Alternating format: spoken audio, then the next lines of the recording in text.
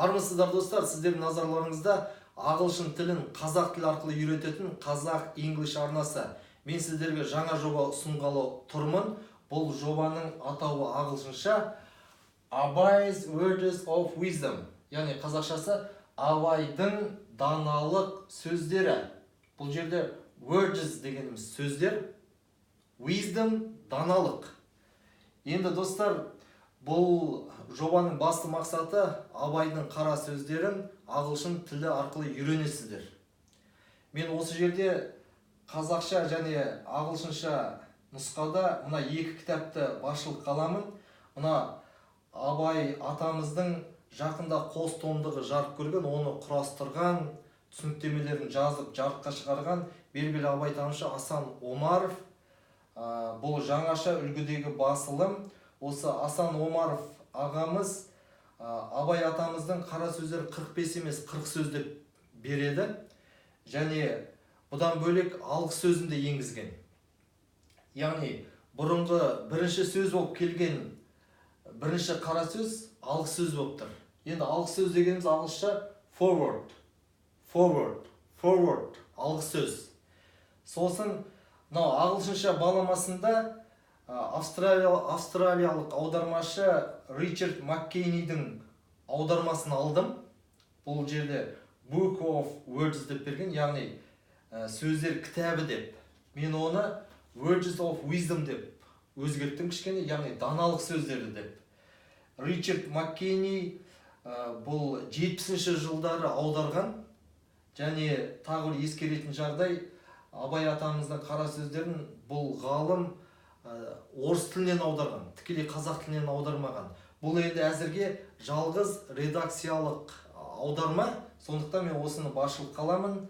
Және бүгін сіздерге үйрететін ол алғы сөз. Және Абай атамыздың осы қара сөздерін үйреткенде мен сөйлем бойынша үйретем. Және егер сөйлем ұзындау болса, ол сөйлемді бірнеше бөлікпен үйретем. Сонымен алғы сөз, ол бұрынғы басылымдағы бірінші сөз. Енді алғы сөз, forward. Алғы сөздің бірінші сөйлемінің бірінші бөлігі. Яғни қазақша Абай атамыз былай деп айтыпты. Бұл жасқа келгенше жақсы өткіздік пе, жаман өткіздік пе, әйтеуір бірталай өмірімізді өткіздік көп нүкте. Яғни әрі жалғасы бар. Енді ағылшынша баламасы, мұқият қараңыздар, алдымен оқимын. Сіздер оқылуын үйренсінде бірінші жақсылап оқып берем.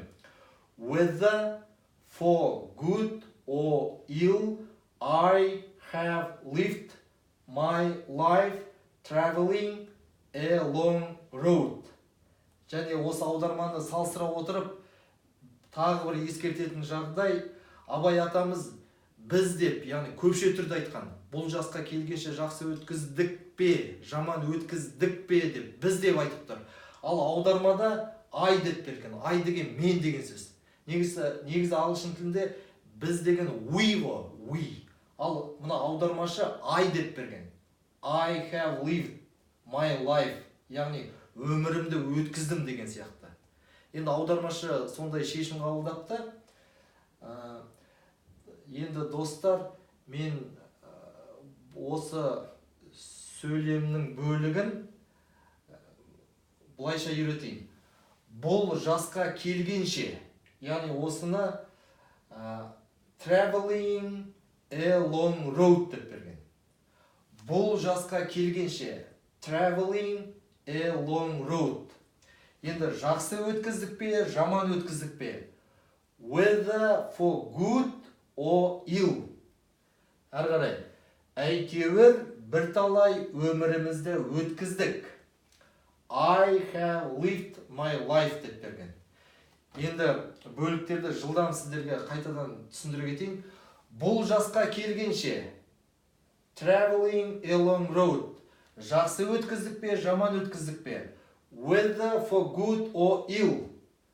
Әйтеуір бірталай өмірімізді өткіздік. I have lived my life. Құрметті достар, енді екі баламаны тағы бір айтып берейін. Бұл жасқа келгенше жақсы өткіздік пе, жаман өткіздік пе, әйтеуір бірталай өмірімізді өткіздік. Енді ағылшынша баламасы, whether for good or ill, I have lived my life traveling a long road. Құрметті достар, осы бүгінгі алғашқы сабақты аяқтаймын.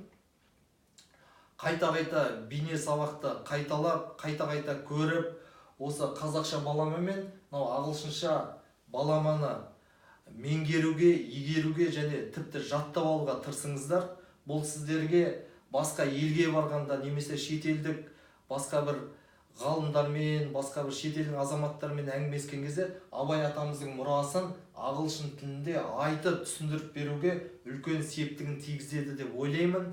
Құрметті достар, мен өзім таныстыра кетейін. Менің аты жөнім Ернат Мелісұлы. Мен ағылшын тілінің маманымын, оқытушысымын, аудармашысымын. Мына ағылшынша тіл сындыру кітабының авторымын. Бұл кітап ағылшын тілін қазақ тілінде үйретеді. Мына жерде міне ағылшын тілінің ең қиыны қалай жазылса солай оқылмайды. Мына кітап сол мәселені тиімді түрде шешіп береді. Мысалы, мына сөздерді қарасаңыздар, бөтен әріптер өте көп мына жерде.